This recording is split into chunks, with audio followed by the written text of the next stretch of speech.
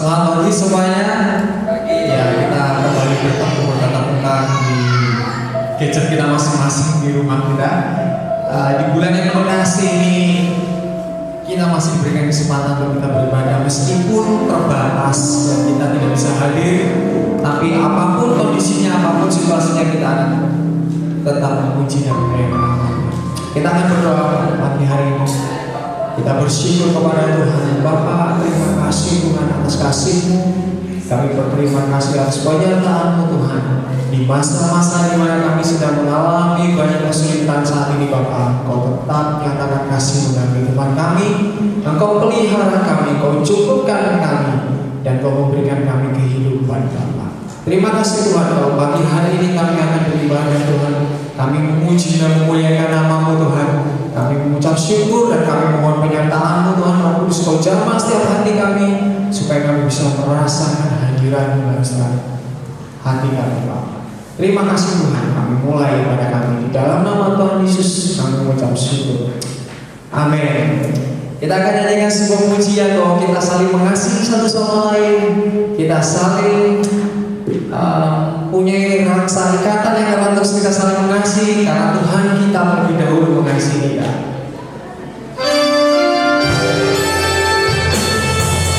Ku kasih kau dengan kasih Tuhan.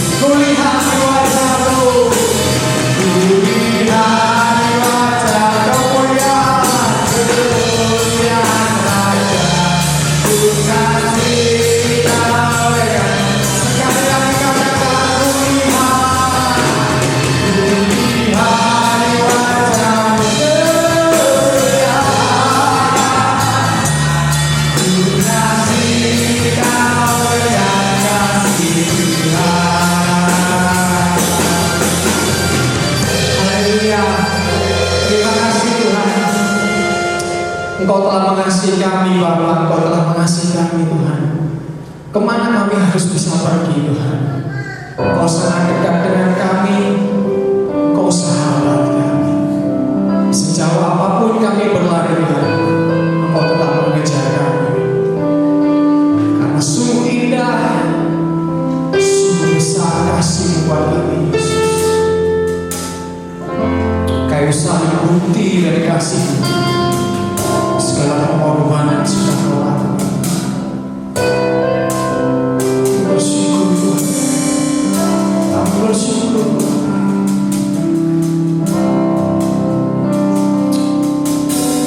Kemanakah aku dapat pergi menjauhi Roh-Mu yang suci?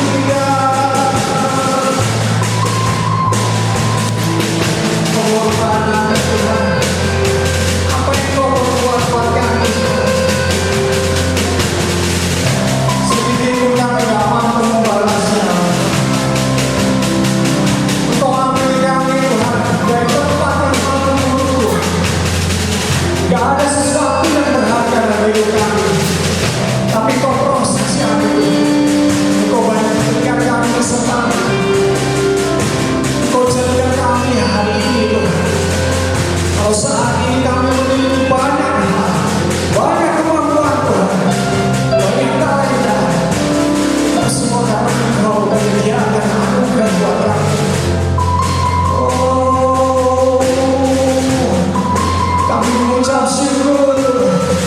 Kami angkat suara kami menyembah Tuhan.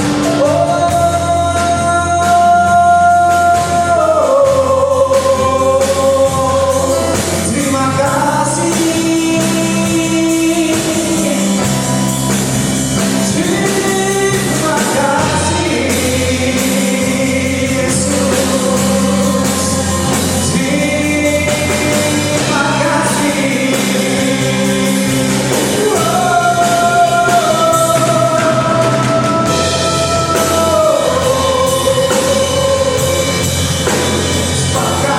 Tuhan.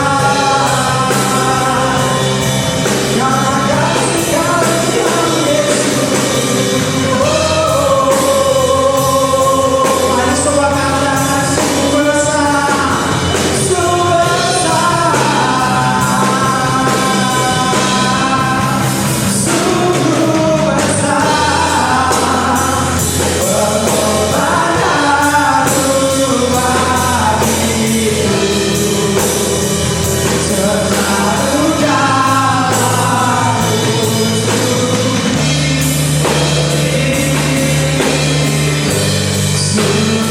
itu terlalu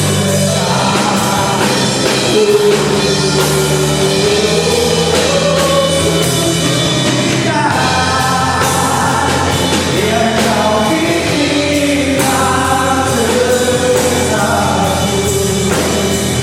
tak terserah pribadi. Sungguh indah, tak terserah pribadi.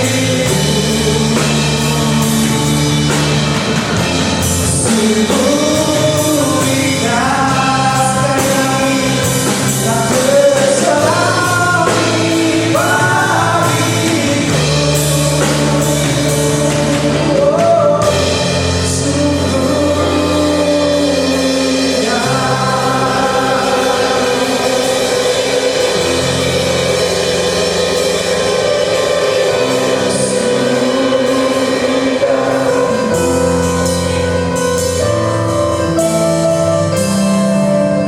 Bapa, kami buka hati kami saat ini Tuhan.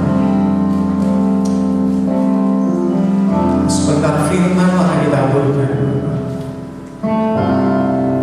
Kami buka hati kami Tuhan. Roh Kudus bentuk kami. Biar setiap firman yang taburkan masuk dalam kehidupan kami. Gak cuma kami pikirkan, tapi kami renungkan. Kami aplikasikan. Terima kasih Tuhan. Terima kasih Yesus. Kami serahkan doa ini di dalam nama Yesus. Kami siap mendengarkan firman. Haleluya. Amin. Salam sejahtera, salam sehat bagi saudara semuanya. Hadirin jemaat Allah yang saya kasih dimanapun saudara hari ini berada, dari tempat ini saya mengucapkan shalom. Senantiasa saya berdoa sekalipun hari-hari ini dunia sedang ditekan, terhimpit dan banyak goncangan, tetapi tidak ada alasan bagi saudara dan saya sebagai anak-anak Tuhan yang sudah terima Yesus sebagai Tuhan dan Juru Selamat. Roh Allah itu ada di dalam pribadi kita, yang artinya tidak ada alasan saudara dan saya harus terus bertumbuh. Roh Allah yang ada di dalam pribadi kita harus selalu menyala-nyala, dan itu yang akan membuat kita terus bergairah untuk mencari Tuhan. Saudara tetap bergairah mencari Tuhan? Baik, hari ini ya saya akan menyampaikan tema khotbah. Di posisi tersulit pun saya bisa. Semua katakan, di posisi tersulit pun saya bisa. Ya, jadi di dalam sebuah perjalanan hidup, kalau kita mau merenungkan, baik itu di dalam keluarga, baik itu di dalam gereja atau pelayanan, ataupun perjalanan hidup kita di dalam pekerjaan, ya pasti setiap kita itu pernah mengalami yang namanya keadaan tersulit. Betul saudara? Nah, jadi kalau digambarkan seperti telur di ujung tanduk lah saudara. Nah, yang menjadi pertanyaan, bagaimana saat kita itu ada di dalam keadaan tersulit ini, kita tetap tampil jadi pemenang. Dan saya percaya itulah hati Tuhan. Itu sebabnya kita akan buka Alkitab kita di dalam Kejadian 21. Nanti sebagai PR saudara baca dari ayat 8 sampai 1. Tetapi bagian yang pertama yang saya akan bagikan Kejadian 21 ayat 8 sampai dengan 13. Perikopnya Abraham mengusir Hagar dan Ismail. Semua katakan Abraham mengusir Hagar dan Ismail. Nah, perikopnya itu saudara. Dari perikop inilah saya mendapatkan tema ini saudara. Di posisi tersulit pun ternyata Abraham ini bisa. Wow, luar biasa. Ya, saya mengajak saudara untuk membaca ayat ini Kejadian 21 ayat 8 sampai dengan 13 bersama-sama pada hitungan yang ketiga kita akan baca. Ayat 8 1 2 3. Bertambah besarlah anak itu dan ia disape. Lalu Abraham mengadakan perjamuan besar pada hari Ishak disape itu. Ayat 9. Pada waktu itu Sarah melihat bahwa anak yang dilahirkan Hagar perempuan Mesir itu bagi Abraham sedang main dengan Ishak anaknya sendiri. Ayat 10. Berkatalah Sarah kepada Abraham, usirlah hamba perempuan itu beserta anaknya. Sebab anak hamba itu tidak akan menjadi ahli waris bersama-sama dengan anakku Ishak. Ayat 11. Hal ini sangat menyebalkan Abraham oleh karena anaknya itu 12. Tetapi Allah berfirman kepada Abraham, janganlah sebal hatimu karena hal anak dan budak itu. Dalam segala yang dikatakan Sarah kepadamu, haruslah engkau mendengarkannya. Sebab yang akan disebut keturunanmu ialah yang berasal dari Ishak. 13. Tetapi keturunan dari hambamu itu juga akan kubuat menjadi suatu bangsa. Karena ia pun anakmu. Semua berucap amin. Nah, saudara berbicara seorang tokoh yang bernama Abraham. Kalau saudara teliti di dalam Alkitab, Abraham dikenal sebagai bapak banyak bangsa. Abraham dikenal sebagai seorang tokoh, bapak orang beriman saudara. Wow, luar biasa sekali saudara. Satu ketika pada waktu Abraham itu sangat-sangat diberkati hidupnya oleh Tuhan. Dia berucap di hadapan Tuhan, Tuhan ngapain Tuhan engkau memberkati aku begitu berlimpah-limpah. Aku tidak mempunyai keturunan. Kalau aku mati, harta kekayaan ini mau dikemanakan? Nah, singkat cerita pada waktu Abraham ini berkata seperti itu, ya Tuhan ini mendengar dan Tuhan berkata, Abraham, lihat itu bintang di langit. Seperti itulah nanti keturunanmu. Wow, pada waktu Abraham mendengar perkataan Tuhan, senang enggak saudara? Bagi Abraham yang tidak mempunyai keturunan, dan Tuhan berkata, lihat Abraham, anakmu nanti seperti bintang di langit. Senang enggak saudara? Sangat senang saudara. Tapi saya mau katakan, untuk menerima janji Tuhan itu tidak seperti membalik telapak tangan. Abraham harus menanti, dan singkat cerita kalau saudara teliti di dalam Alkitab. Pada waktu istrinya yang bernama Sarah berusia 100 tahun dan tiba-tiba berkata kepada Abraham, Abraham, kelihatannya aku tidak bisa memberi engkau anak. Mengapa? Mungkin gitu ya Abraham tanya. Mengapa engkau berkata seperti itu? Apakah engkau tidak percaya dengan perkataan Tuhan? Loh, faktanya hari ini aku mati haid. Bagaimana aku bisa memberi engkau anak? Wah, hanya apa saudara? Sarah ini bilang kepada Abraham, itu loh ada pembantu baru. Siapa tahu lewat pembantu ini kita mendapat anak. Wah, kucing dikasih dendeng saudara. Nah, hanya apa? Abraham gagal enggak saudara? Gagal. Tapi saya mau katakan, janji Tuhan lihatkan amin. Amin saudara. Setelah digenapi dan Ishak ini lahir, ya Ibu Sarah ini mengandung dan Ishak itu dilahirkan dan setelah usia 3 tahun. Kalau saudara baca di dalam kitab Kejadian tadi ayat 21, pasal 21 ayat 8 sampai 13. Pada waktu Abraham ini bersama keluarganya mengadakan pesta besar-besaran untuk anaknya yang bernama Ishak ini tadi saudara. Dan pada waktu Alkitab mencatat Ishak itu sedang bermain dengan Ismail ini, tiba-tiba Sarah ini berkata, Bram, hari ini usir budak itu bersama anaknya. Waduh, sehingga Alkitab berkata apa? Di dalam ayat-ayat yang sudah dibaca, maka sebalah hati Abraham. Wah, jadi kisah adalah di mana Abraham itu diperintahkan oleh istrinya yang bernama Sarah untuk mengusir budaknya, yakni Hagar dan Ismail yang adalah anak Abraham, saudara. Jadi dapat digambarkan suatu keadaan yang tersulit, betul? Tetapi di sini, di posisi tersulit pun Abraham ini bisa. Oleh sebab apa, saudara? Saya mendapatkan walaupun Abraham ini sangat kesal dan sebal hatinya kepada istrinya gara-gara anak ini tadi, Abraham memilih untuk diam dan mendengar suara Tuhan. Dia tidak mau salah lagi. Sebab dia mempunyai pengalaman kalau dulu dia menerima janji Tuhan. Bahwa anaknya itu seperti bintang di langit. Tiba-tiba dia gagal gara-gara perkataan siapa? Sarah istrinya. Tetapi dengan pengalaman itulah Abraham ini mempunyai pengalaman kegagalan ini tadi. Dia memilih untuk diam. Dia memilih tidak banyak berkata-kata. Nah ini saudara yang perlu kita teladani hari-hari ini dunia sedang diguncang ya. Terjadi kesulitan. Nah kita harus belajar.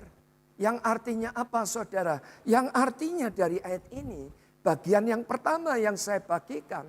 Di posisi tersulit pun kita itu bisa jika kita itu mau mendengar suara Tuhan. Katakan bersama saya. Ya, katakan bersama saya. Di posisi tersulit pun saya bisa jika saya mau mendengar suara Tuhan. Nah belajar saudara. Itu saudara belajarlah dalam hidup ini untuk selalu tanya Tuhan.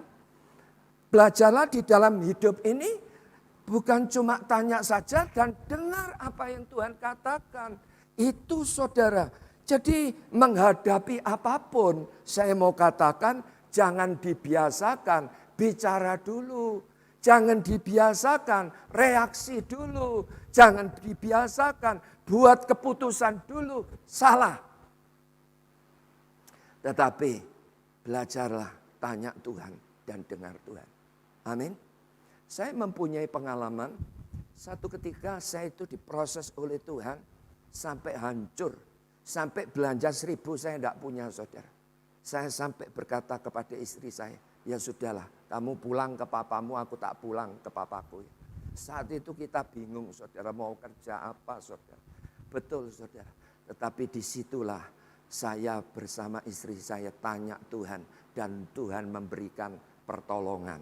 Amin saudara. Nah hari ini kita juga harus belajar. Jadi kembali kepada kisah Abraham. Sekalipun Abraham itu ada pengalaman pahit dengan istrinya. Ya. Yang menyuruh Abraham itu ya untuk mengambil Hagar siapa? Sarah, betul enggak saudara? Sudah disuruh mengawini budak. Budaknya ini sudah punya anak yang bernama Ismail. Tetapi suruh ngusir saudara. Tetapi di sini yang perlu kita teladani dari Abraham. Abraham memilih untuk diam dan mendengar. Bukti bahwa Abraham ini adalah seorang pemimpin yang bijak, tidak sombong. Saudara rindu menjadi seorang yang bijak dan tidak sombong? Yang artinya apa saudara? Di dalam segala keterbatasan kita ini tadi. Di posisi tersulit pun. Jangan membuat keputusan sendiri saudara. Jangan reaksi dulu saudara. Jangan banyak berkata-kata dulu. Sekalipun mungkin secara hati itu sebel. Jangan. Pilihlah untuk diam. Tanya kepada Tuhan dan dengar dari Tuhan. Saya percaya kalau saudara belajar seperti itu, saudara sadar atau tidak, saudara akan menjadi pemimpin yang bijak dan tidak sombong. Amin saudara. Ya, bukti apa lagi? Bukti bahwa Abraham itu seorang pemimpin yang berpatok pada tuntunan Tuhan, saudara. Hari-hari ini banyak anak-anak Tuhan berpatok dengan pengalaman. Nah, berpatok dengan ya setiap peristiwa yang dialami di dalam hidupnya. Saya mau katakan jangan saudara. Kalau saudara berpatok dengan pengalaman, dengan peristiwa, baik itu bisa pengalaman atau peristiwa kegagalan atau keberhasilan, salah nanti saudara. Saudara pasti tidak akan bertumbuh di dalam pengenalan akan Tuhan. Jadi yang artinya apa saudara? Kita harus belajar saudara. Lihat, Abraham tidak berpatok kepada ya pengalaman dan setiap peristiwa. Enggak. Tetapi Abraham ini berpatok pada tuntunan Tuhan. Jadi pakailah pengalaman dan setiap peristiwa ini tadi bukan untuk membangun monumen keberhasilan, bukan untuk membangun monumen kegagalan, bukan untuk membangun kekecewaan, bukan saudara. Apapun fakta kesulitan yang sangat-sangat berat di dalam hidup kita, kita harus belajar tanya Tuhan dan dengar Tuhan. Amin saudara. Jadi mari kita selalu mau belajar memperhatikan dan menanggapi suara Tuhan. Ikuti saya, mulai detik ini saya harus belajar memperhatikan dan menanggapi suara Tuhan. Nah, jadi gini loh saudara, Tuhan itu berbicara bisa pakai siapapun saudara. Nah, jadi kita itu jangan terlalu cepat saudara. Tuhan itu bisa berbicara lewat karyawan kita. Tuhan bisa berbicara lewat istri kita. Tuhan bisa berbicara lewat anak-anak kita. Dengan berbagai hal Tuhan itu bisa berbicara untuk kita. Mungkin berbicara dengan orang yang mendamprat kita, yang menjelek-jelekan kita, dengan kekurangan kita. Tuhan itu berbicara, menegur kita, bisa enggak? Nah, kadang kita enggak sadar. Kita sewot, kita jengkel. Betul enggak saudara? Jangan saudara. Pilihlah seperti Abraham, diam dan mendengar saudara. Nah kalau saudara kembangkan seperti itu saudara, di posisi tersulit ya, kita bisa jika kita itu mau mendengarkan suara Tuhan. Saudara mau belajar mendengarkan suara Tuhan? Nah kemampuan kita untuk mendengar itu bisa hilang kalau kita itu tidak pernah memperhatikan. Kalau kita itu sudah tidak lagi menanggapi suara Tuhan, saudara. Kita akan baca di dalam ayatnya. Ayub 36 ayat 11. Baca sama-sama pada hitungan yang ketiga. 1, 2, 3. Jikalau mereka mendengar dan takluk, maka mereka hidup mujur sampai akhir hari-hari mereka dan senang sampai akhir tahun-tahun mereka. Semua berucap amin. Lihat saudara ayat ini sungguh luar biasa. Ayub 36 ayat 11. Pengalaman Ayub itu sungguh luar biasa. Dikatakan ayat ini jikalau mau mendengar. Jikalau mereka mendengar dan takluk. Yang artinya kalau kita itu mau mendengarkan suara Tuhan dan mau menurutinya. Maka hidup kita akan mengalami nasib mujur. Dan kita akan mengalami kebahagiaan. Amin saudara. Itu. Jadi bukan mendengar perkataan orang saudara. Di tengah-tengah guncangan pandemi ini belajar saudara. Di posisi tersulit pun kita sebagai anak-anak Tuhan. Kita itu bisa jika kita ini mau tetap mendengarkan suara Tuhan. Semua katakan amin. Yang kedua, Kejadian 21 ayat 14 sampai dengan 16. Mari saya mengajak saudara membaca bersama-sama. Ayat 14, 1, 2, 3. Keesokan harinya, pagi-pagi Abraham mengambil roti serta sekirbat air dan memberikannya kepada Hagar.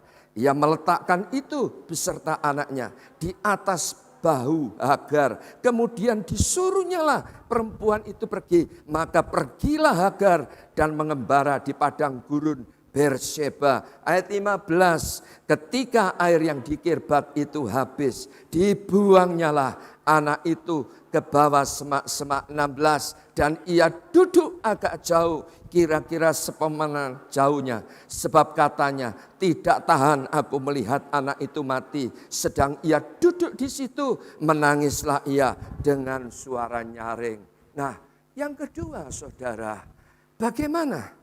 Di posisi tersulit pun kita ini bisa. Nah, kalau saudara mengamati pembacaan ayat-ayat yang sudah kita baca tadi di dalam Kejadian 21 ayat 14 sampai dengan 16 saudara.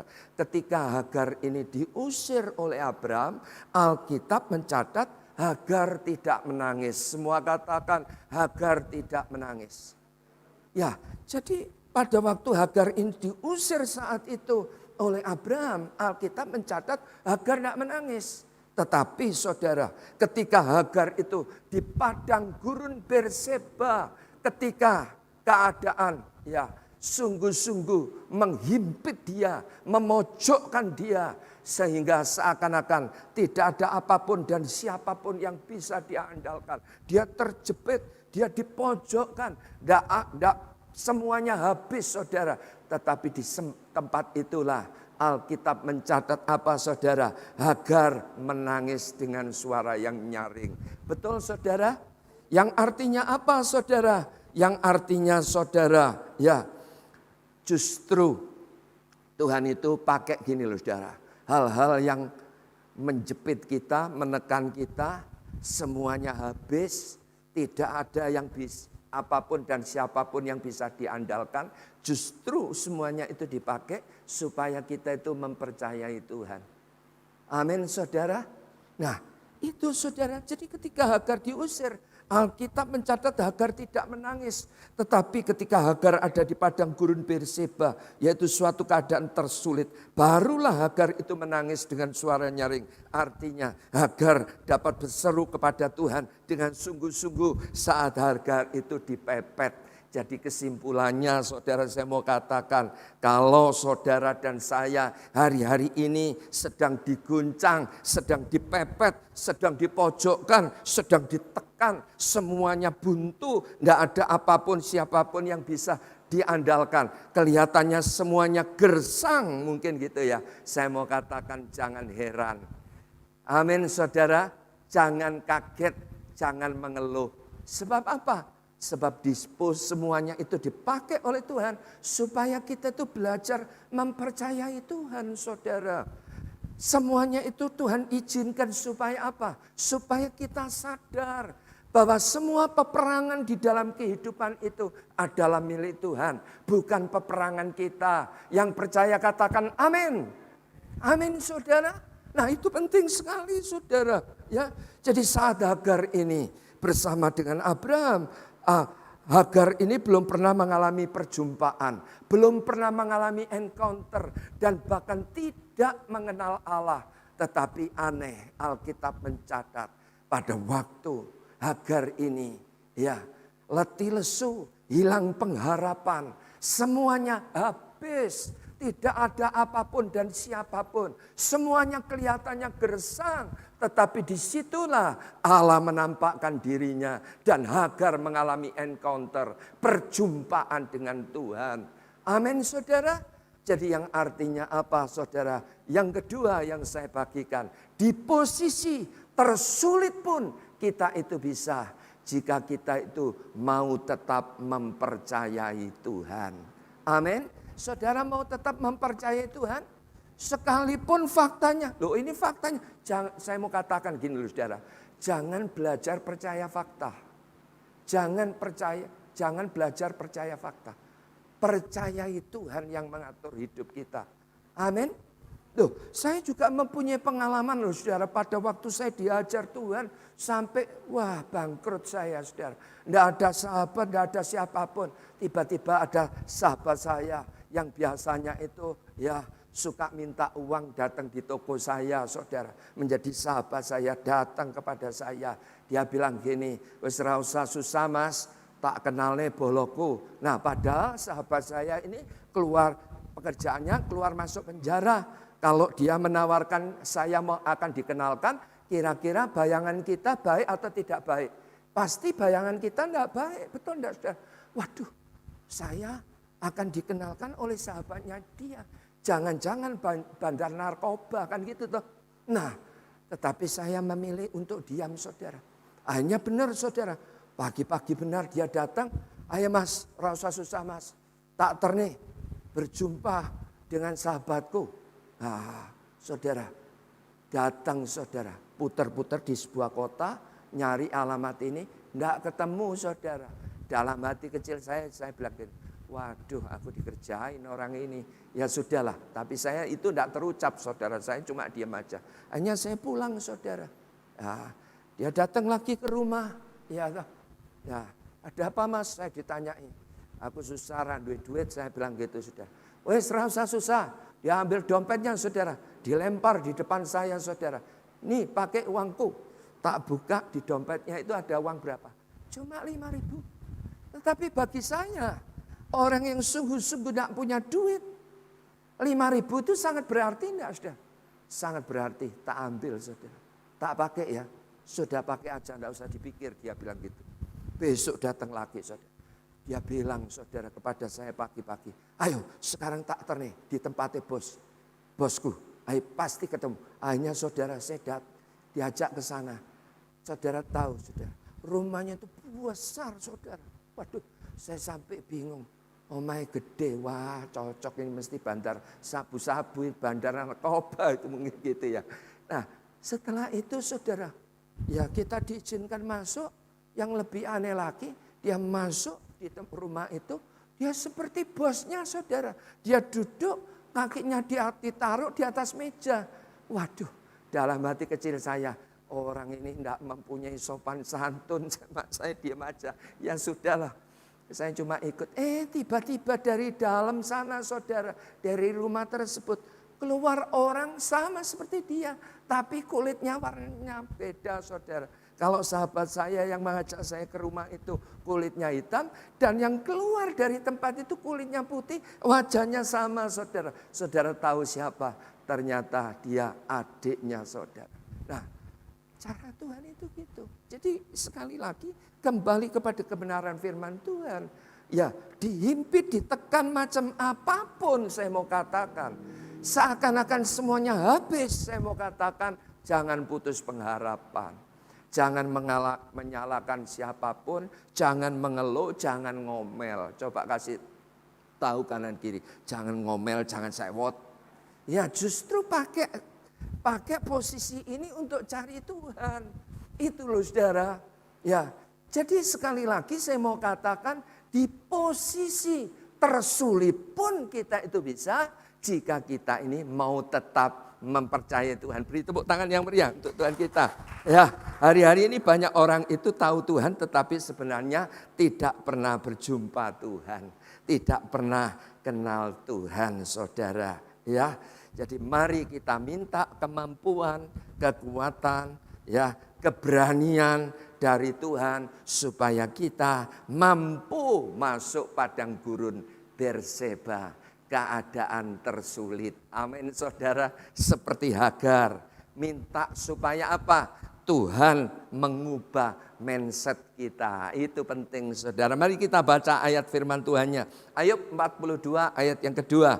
Baca sama-sama 1, 2, 3. Aku tahu bahwa engkau sanggup melakukan segala sesuatu dan tidak ada rencanamu yang gagal. Sekali lagi 1, 2, 3. Aku tahu bahwa engkau sanggup melakukan segala sesuatu dan tidak ada rencanamu yang gagal. Sekali lagi dengan iman. 1, 2, 3. Aku tahu bahwa engkau sanggup melakukan segala sesuatu dan tidak ada rencanamu yang gagal. Beri tepuk tangan yang meriah untuk Tuhan kita. Yang ketiga, Kejadian 21 ayat 17 sampai 18. Kejadian 21 ayat 17 sampai 18. Saya mengajak saudara kembali baca firman ini. 17, 1, 2, 3. Allah mendengar suara anak itu, lalu malaikat Allah berseru dari langit kepada Hagar kepadanya, apakah yang engkau susahkan Hagar? Janganlah takut, sebab Allah telah mendengar suara anak itu dari tempat ia terbaring. 18, bangunlah, angkatlah anak itu dan bimbinglah dia, sebab aku akan membuat dia menjadi bangsa yang besar. Waduh, luar biasa ya. Tuhan yang berjanji itu Tuhan yang setia, saudara. Hebat, luar biasa, saudara. Ya, jadi ketika Hagar ini di padang gurun bersama anaknya yang bernama ya Ismail ini, padang gurun Berseba, keadaan tersulit, saudara. Ya, saat dia hilang pengharapan, saat dia letih lesu, saat semuanya habis, saat tidak ada apapun dan siapapun yang diharapkan. Tiba-tiba anaknya ini menangis dengan nyaring. Dan suara anak ini tadi didengar oleh Tuhan. Dan Tuhan berkata, ya memberikan solusi kepada Hagar ini. Jangan takut, angkatlah anakmu, bimbing dia. Yang artinya apa, saudara? Ayat ini memberikan pengertian kepada kita. Di posisi tersulit pun kita itu bisa. Jika kita itu mau tetap bertanggung jawab dengan apa yang Tuhan percayakan. Amin. Amin, saudara. Itu, saudara. Itu penting. Hari-hari ini banyak orang-orang oleh karena goncangan, oleh karena pandemi, oleh karena sulit, dia tidak bertanggung jawab lagi. Seperti ya pemikiran saya pada waktu saya diproses oleh Tuhan, saya sempat berkata, non kamu pulang ke orang tuamu ya, aku tak pulang ke orang tuaku. Loh itu putus asa loh saudara, betul enggak saudara? Nah jadi saya mau katakan hidup Kristen ini adalah sebuah kepercayaan. Amin saudara, bukan putus asa. Bukan terus meratapi dan menyalahkan. Bisa menyalahkan Tuhan, bisa menyalahkan orang lain, bisa menyalahkan diri sendiri. Bisa enggak saudara? Nah lihat pengalaman Hagar. Pada waktu Hagar ini di padang gurun Berseba. Dan Tuhan itu mendengar jeritan anak ini. Jangan takut. Angkat anakmu, bimbing dia. Yang artinya apa? Tuhan itu tidak minta neko-neko. Tuhan tetap minta bertanggung jawab. Coba kasih tahu kanan kiri. Bertanggung jawab. Ojo mubeng ae.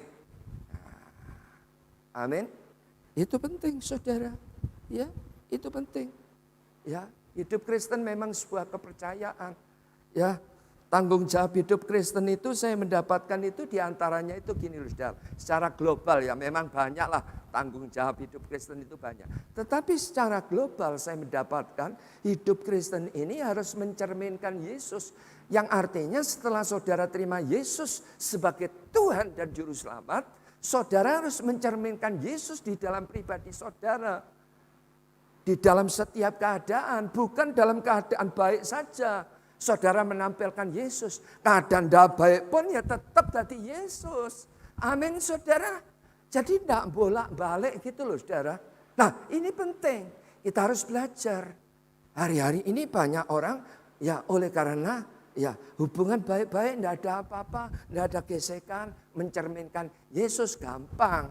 Tetapi pada waktu diizinkan oleh Tuhan. Yang tadinya bersahabat baik. Tiba-tiba digesek. Bisa enggak saudara?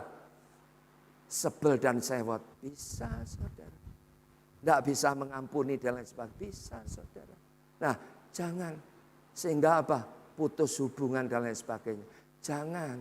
Tanggung jawab hidup Kristen itu mencerminkan Kristus di dalam pribadi kita. Yang artinya apa?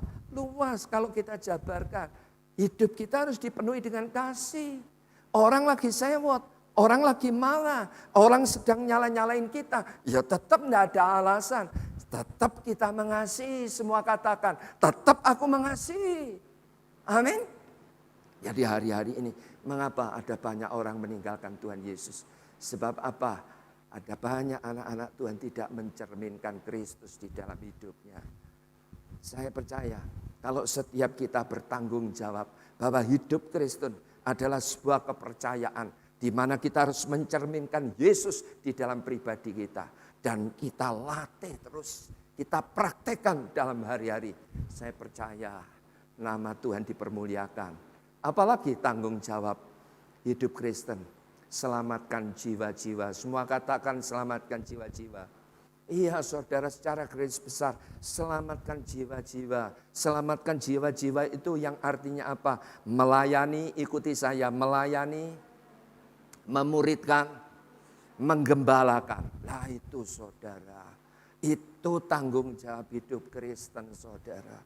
Harus kita kerjakan. Hidup Kristen sebuah kepercayaan untuk selamatkan jiwa. Kita sudah diselamatkan, kita harus melayani, kita harus memuridkan, kita harus mengembalakan. Sebab Alkitab katakan di dalam Matius 28 ayat 19 sampai dengan 20, pesan Yesus pada waktu Yesus akan terangkat naik ke surga. Dia berpesan kepada murid-muridnya, pergilah ya, jadikan semua bangsa muridku. Baptislah dia di dalam nama Bapa, Anak dan Roh Kudus. Dan ajari mereka melakukan seperti yang kuperintahkan kepadamu.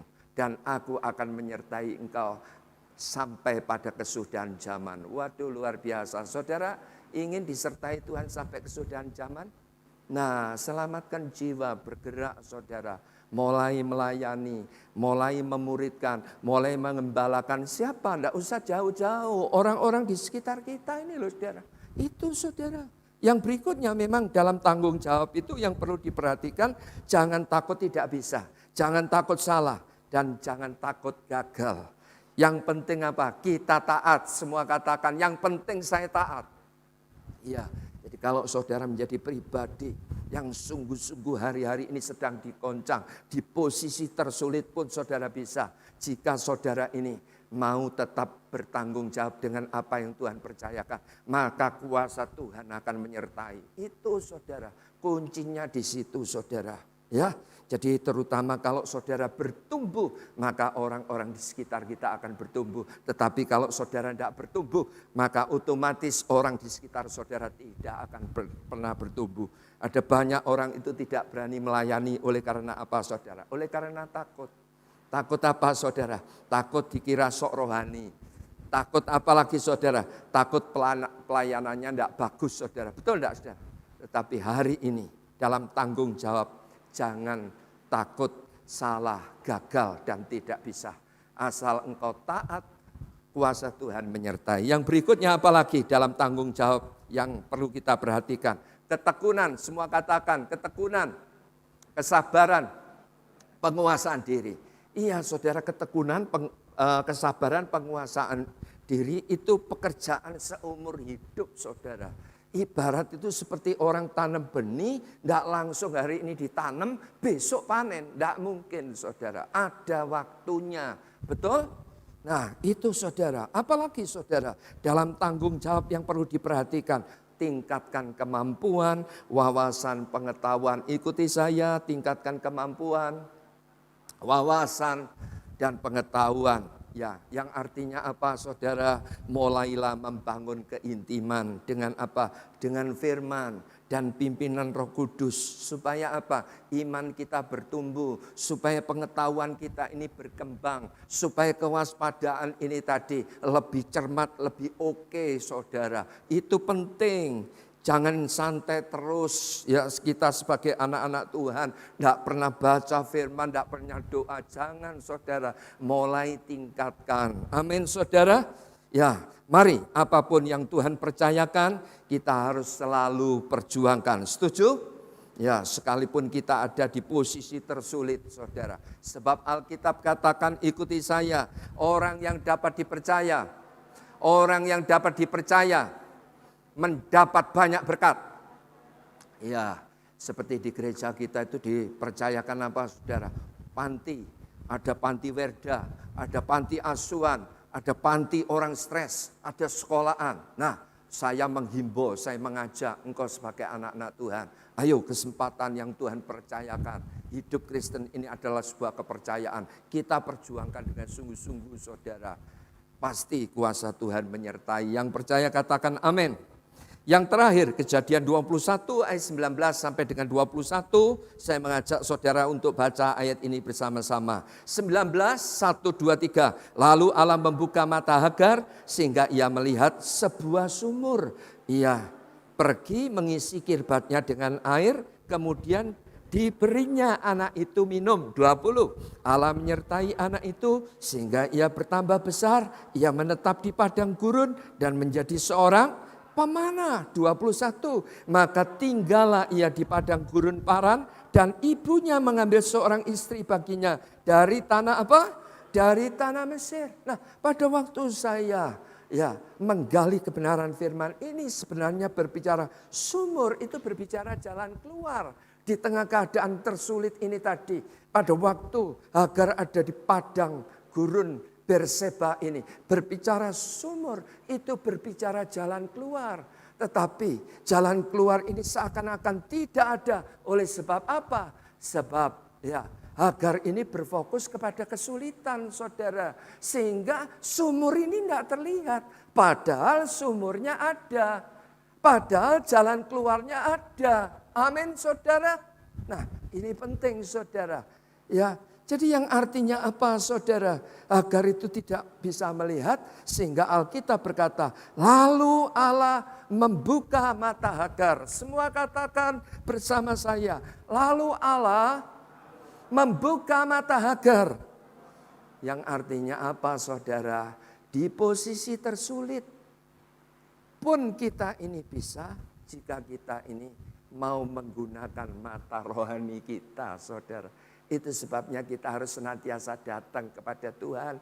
Di tengah keberadaan tersulit, Tuhan, celikan mata rohaniku supaya aku mengerti rencanamu. Itu, saudara. Bukan cuma dipikir-pikir. Apa nih sih dipikir? Halo?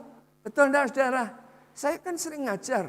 Sing iso dipikir-pikiran. Sing enggak bisa dipikir. Biar dipikir Tuhan. Kan gitu.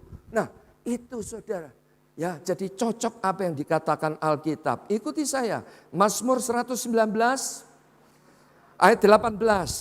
Singkapkanlah mataku supaya aku memandang keajaiban-keajaiban dari Tauratmu. Nah, jadi yang artinya saudara, jika mata rohani kita ini tadi dibukakan, kita pasti mengalami perkara-perkara dahsyat. Yang percaya katakan amin.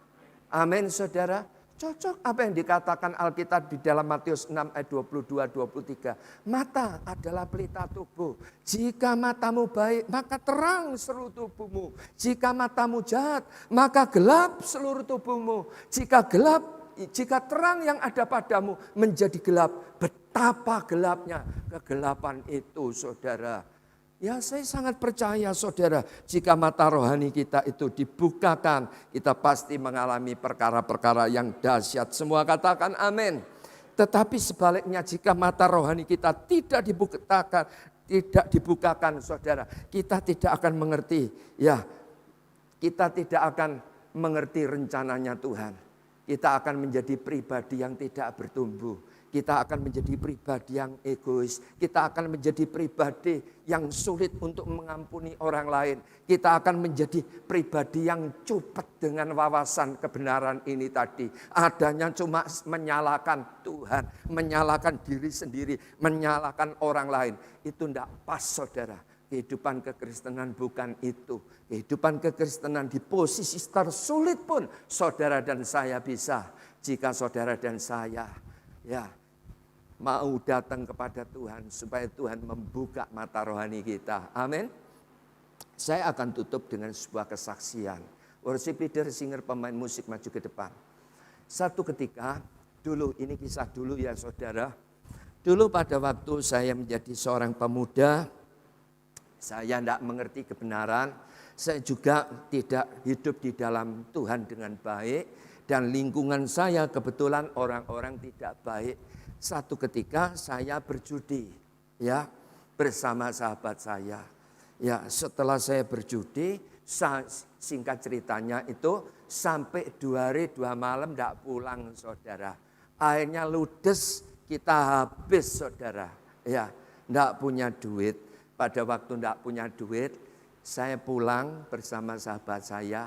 Dan saya itu mampir di rumah sahabat saya. Kebetulan sahabat saya yang juga hobi judi ini, dia sukanya itu suka bola. Dan kalau dia itu hobinya main bola, dia juga punya radio Philips zaman kuno itu loh saudara. Ya, dia punya radio itu saudara. Dan kemudian ya setelah kita sampai di rumah, ya dia ini tanya kepada adiknya, radioku mana? Adiknya bilang, berhubung kamu ya 2 hari tidak pulang, radionya saya jual. Dia bilang gitu. Akhirnya sahabat saya ini bingung saudara. Setengah juga mau sewot, mau marah. Tetapi faktanya dia memang tidak pulang. Dia tidak memberi uang saku adiknya. Sehingga radio ini dijual saudara. Akhirnya dia tanya saudara, dijual kemana? Ya, dijual ke Pak Dola. Dia bilang gitu.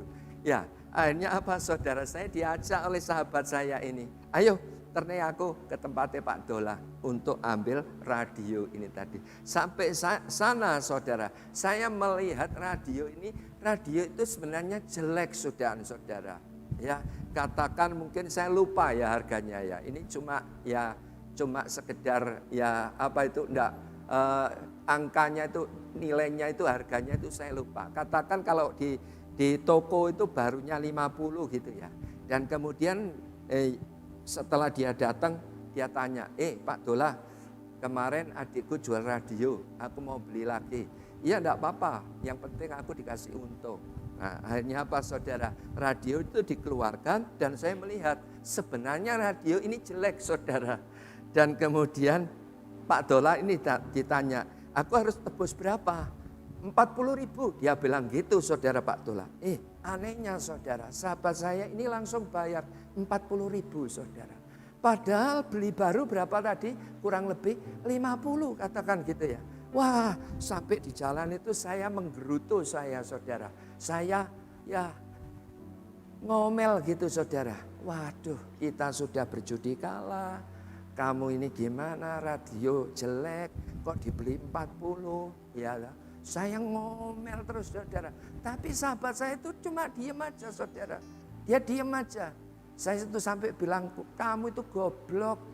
Ya, radio elek, saya bilang gitu. Mesti ini tuku nyar tambah 10.000 untuk nyar, saya bilang gitu. Tetapi dia diem aja. Saudara sampai di rumah. Saudara, dia seperti orang tergopoh-gopoh itu loh saudara. Seperti orang bingung, dia nyari idrei, nyari oben saudara. Saudara tahu, ya radio Philips yang kuno itu loh saudara, yang belakangnya seperti kotak gitu ya. Dibuka saudara-saudara tahu, dalamnya ada duitnya. Ya saya lupa, jumlahnya itu saya lupa. Tetapi duitnya ini katakan ya, ini cuma andai kata saja, 1 juta saudara. Waduh, pertanyaan saya, kalau Pak Dola ini tahu bahwa di radio yang jelek ini ada uang 1 juta, kira-kira dibeli 500.000, diberikan enggak saudara? Sama di dalam kehidupan saudara dan saya. Ada banyak hal yang Tuhan buat terkadang kita tidak mengerti. Amin. Kita tidak mengerti rencananya.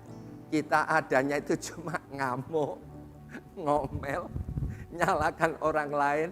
Jangan saudara. Itu sebabnya. Ya keadaan tersulit pun saya mau katakan, di posisi tersulit pun kita itu bisa. Satu tadi apa saudara? Jika kita mau apa? Dengar Tuhan. Saudara mau belajar dengar Tuhan? Amin. Yang kedua, di posisi tersulit pun kita bisa. Jika kita mau tetap mempercayai Tuhan. Yang ketiga, di posisi tersulit pun kita bisa. Jika kita itu mau tetap bertanggung jawab dengan apa yang Tuhan percayakan. Dan yang terakhir, yang keempat, di posisi tersulit pun kita bisa. Jika kita ini mau apa saudara? Mau menggunakan mata rohani. Mari kita datang kepada Tuhan, bersamamu Bapa, bersamamu Bapa.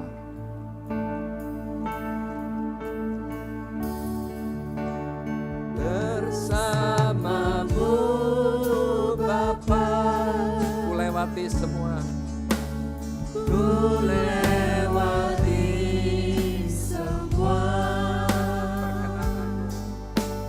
Perkenananmu ya, teguhkan hati, teguhkan hatiku. Engkau yang bertindak, Engkau yang bertindak, memberi pertolongan, memberi pertolongan. Anugerah-Mu besar, anugerah-Mu besar, melimpah bagiku. Kami tetap bersyukur untuk penyertaan-Mu Tuhan. Kami tetap bersyukur untuk setiap apapun yang Tuhan izinkan terjadi. Sekalipun hari-hari ini kami digoncang, kami mengimani di posisi tersulit pun kami tetap bertumbuh. Di posisi tersulit pun kami mengimani, roh kami tetap menyala-nyala. Di posisi tersulit pun kami mengimani, kami mau berkomitmen untuk lebih semangat mencari Engkau. Ajari kami mendengar suara-Mu. Setelah kami mendengar, mampukan kami untuk menurutinya. Sekalipun hari-hari ini kami terjepit, tertekan, terhimpit, seakan-akan tidak ada apapun dan siapapun yang bisa diandalkan. Buat kami tetap mempercayai Engkau Tuhan. Buat kami tetap percaya, mengerti bahwa peperangan adalah milik-Mu. Buat kami tetap bertanggung jawab dengan apa yang Tuhan percayakan. Mampukan kami mencerminkan Yesus. Mampukan kami terus bergerak untuk selamatkan jiwa-jiwa, melayani, memuridkan, mengembalakan. Biarlah pengurapan Tuhan turun atas kami. Terima kasih, terima kasih. Ajari kami menggunakan mata rohani kami. Celikan mata rohani kami, sehingga kami mengerti rencana-Mu. Sehingga kami terus bertumbuh di dalam Engkau. Sehingga kami menjadi pribadi yang tidak egois. Sehingga kami mudah mengucap syukur. Sehingga kami mudah untuk mengampuni. Terima kasih Tuhan, hari ini pun kami juga berdoa Tuhan. Semua umat-Mu tidak gampang terpengaruh dengan media sosial. Semua anak-anak kami yang masih sekolah di online diberi fokus untuk belajar dengan sungguh-sungguh. Terutama lepaskan mereka dari pengaruh game dari HP mereka. Semua umat-Mu yang ikut ibadah online diberi fokus untuk ibadah sungguh-sungguh. Hati yang lapar haus selalu ada pada kami. Dan bahkan kami berdoa juga Tuhan untuk Pilkada 2020 ini. Siapkan calon kepala daerah yang takut akan Engkau, yang nasionalis, yang Pancasilais. Kami percaya rencana Tuhan yang akan mengatur kehidupan bangsa ini. Kami juga berdoa Tuhan, selama masa pandemi ini COVID masih beredar-edar Tuhan. Tuhan protek kami Tuhan dengan darah-Mu Tuhan.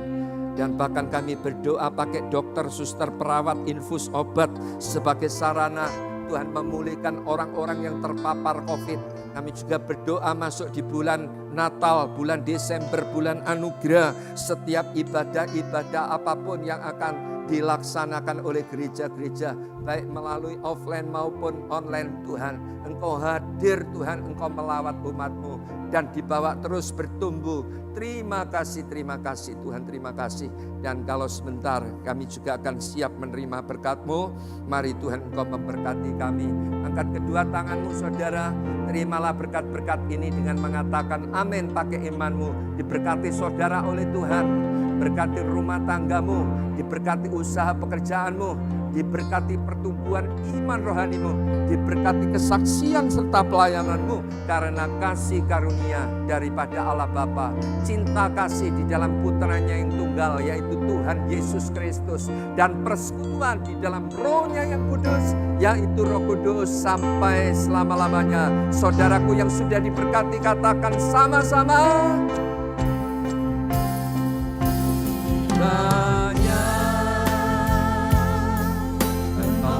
Memberkati aku, berlimpah-limpah